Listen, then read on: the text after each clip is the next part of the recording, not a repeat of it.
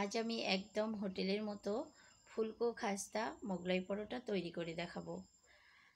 এটা খেতে একদম হোটেলের মতো, আর এটা এতটা মজাদার হয়, না খেলে বুঝতেই পারবেন না। হুবহু হোটেলের মতো তৈরি করে নিতে পারবেন বাসায় আমার এই ভিডিওটি ফলো করে। তো আমি যে মোগলাই পরোটা তৈরি করার জন্য এখানে 3 কাপ পরিমাণ ময়দা নিয়ে নিলাম। আপনারা আপনাদের পছন্দ মতো কম বা বেশি করে নিতে পারেন। এরপর এখানে দিয়ে দিচ্ছি পরিমাণ মতো লবণ। এবার এখানে দিয়ে দিলাম আমি 1.5 টেবিল চামচ পরিমাণ তেল। তেলটা দিয়ে এবার আমি শুকনো উপকরণগুলোকে খুব ভালোভাবে মেখে নিব। খুব ভালোভাবে মেখে নেওয়া হয়ে গেলে আমি এর মধ্যে অ্যাড করে দিব পানি। পানিটা একবারে বেশি করে দেওয়া যাবে না, অল্প অল্প করে অ্যাড করে দিতে হবে। এতে করে ডোটা একদম পারফেক্ট হবে। তো এখানে আমি আরও পানি অ্যাড করে দিলাম, দিয়ে এবার খুব ভালোভাবে একটা পারফেক্ট ডো তৈরি করে নিব।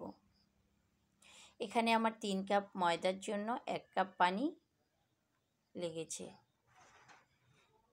তো আমার ডোটা যে একদম পারফেক্ট হয়ে গেছে। একদম একটু শক্ত শক্ত করে নিতে হবে, রেস্টে দেওয়ার ফলে এটা আরও অনেকটা নরম হয়ে যাবে। তো এখন আমি একটু হাতের তালুতে তেল নিয়ে উপর দিয়ে একটু মেখে দিব, এতে করে ডোটা কিন্তু অনেকটা উপরটা সফট থাকবে। এবার আমি ঢাকনা দিয়ে রেখে দিব 10 মিনিটের জন্য রেস্টে। এদিকে আমি ডিমের যে পুরটা তৈরি করার জন্য এখানে আমি পেঁয়াজ নিয়ে নিলাম 1.5 কাপ পরিমাণ। এখানে দিয়ে দিলাম কিছু কাঁচামরিচ। এরপর দিয়ে দিচ্ছি স্বাদ মতো লবণ, সামান্য 1 চিমটি হলুদের গুঁড়ি। এটা আপনারা আপনাদের পছন্দ মতো না নিতেও পারেন অথবা নাও নিতে পারেন, আমার কাছে ভালো লাগে তাই আমি অ্যাড করলাম। এরপর এখানে দিয়ে দিলাম শুকনো মরিচের গুঁড়ি, দিয়ে আমি একটু পেঁয়াজগুলোকে হাত দিয়ে নরম করে নিচ্ছি। এভাবে হাত দিয়ে নরম করে নিলে পেঁয়াজটা অনেকটা সফট হয়ে যায় এবং মোগলাই পরোটাটা খেতে অনেক বেশি ভালো লাগে। এবার আমি খুব ভালোভাবে মিক্স করে নিলাম। এদিকে আমার ডোটা যে 10 মিনিট রেস্টে দেওয়ার পর এই যে একদম নরম হয়ে গেছে, দেখতে পাচ্ছেন। তো আমি হাত দিয়ে একটু খুব ভালোভাবে মথে নিব। ভালোভাবে হাত দিয়ে মথে নেওয়া হয়ে গেলে আমি ছোট ছোট করে লিচি কেটে নিব। আমি ঠিক মোগলাই পরোটাটা যত বড় করব ঠিক তত বড় করে এখানে লিচি কেটে নিব। তো আমি একদম বড়ও করব না এবং একদম ছোটও করব না, আমি একটু মধ্যম সাইজ করব, তাই এভাবে লিচি কেটে নিলাম। এবার আমি রুটি বেলে নিব। এখানে আমার মোট লিচি হয়েছে 5টা। আপনারা আপনাদের কম বেশি করে নিতে পারেন কিন্তু প্রয়োজন মতো।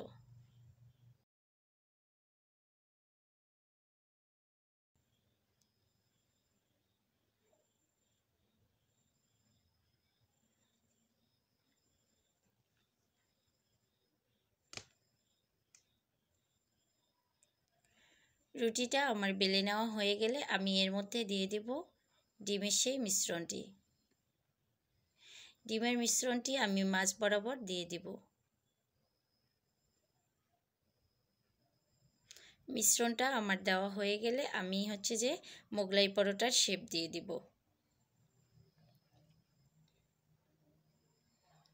এটা খুবই ইজি, মানে খুব সহজেই কিন্তু এটা শেপ দেওয়া যায়। প্রথমেই যে একটা সাইড উল্টে একটু ডিমটার উপরে দিয়ে দিব এবং এখানে যে আমি ডিমের সেই মিশ্রণটা একটু রুটিটার মধ্যে দিচ্ছি, এতে করে যে আরেকটা সাইড খুব ভালোভাবে কিন্তু লেগে যাবে। এরপর আমি আরও 2টা ভাঁজ দিয়ে দিব। এভাবে যে আমি ডিমের মিশ্রণটা একটু করে লাগিয়ে দিব এবং একটা করে ভাঁজ দিয়ে দিব। এতে করে কিন্তু মুখটা খুলে যাওয়ার সম্ভাবনা থাকবে না এবং তেলের মধ্যে ভাজলেও কিন্তু ডিমটা বের হয়ে আসবে না।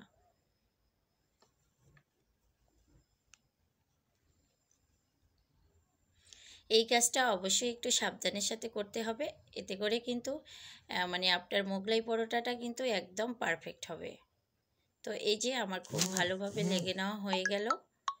এবার আমি তেলের মধ্যে ভেজে নিব। এখন এখানে একটা টিপস বলবো, যেই দিকটা আমরা যে মানে ভাঁজ দিয়ে দিয়েছি সেই দিকটা যে তেলের মধ্যে আগে দিতে হবে। এতে করে কিন্তু মানে আপনার ডিমটা বের হওয়ার সম্ভাবনা থাকবে না। অবশ্যই এই টেকনিকটা ফলো করে যদি আপনারা বাসায় তৈরি করেন তাহলে দেখবেন যে আপনার ডিমও বের হবে না এবং মানে আপনার মোগলাই পরোটাটা একদম পারফেক্ট হয়েছে। এভাবে আমি 2 দিকে খুব ভালোভাবে ভেজে নিলাম। ভেজে নেওয়ার পর এই যে দেখতেই পাচ্ছেন কতটা সুন্দর কালার চলে আসছে। এখানে অবশ্যই একটু সময় নিয়ে ভেজে নিতে হবে, এতে করে কিন্তু আপনার মানে কালারটাও সুন্দর আসবে এবং ভেতরটাও খুব সুন্দরভাবে হয়ে যাবে। তো আমার মোগলাই পরোটাটা একদম রেডি। এটা দেখতে যতটা ফুলকো হয়েছে খেতেও মাশাআল্লাহ অনেক বেশি সুন্দর হয়েছে। এখন আমি আপনাদের একটা ভেঙে দেখাচ্ছি।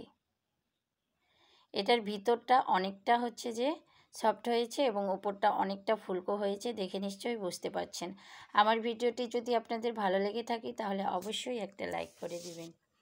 যারা ফেসবুক থেকে আমার এই ভিডিওটি দেখছেন আমার পেজটিকে ফলো করে দিবেন এবং যারা ইউটিউব থেকে দেখছেন অবশ্যই আমার চ্যানেলটিকে সাবস্ক্রাইব করে দিবেন। তো এখন হচ্ছে যে আমি সবগুলোকে একটু 4 ভাগ করে কেটে নিয়েছি। আমার এই ভিডিওটা ফলো করে বাসায় তৈরি করে দেখবেন, একদম হুবহু হোটেলের মতো খেতে।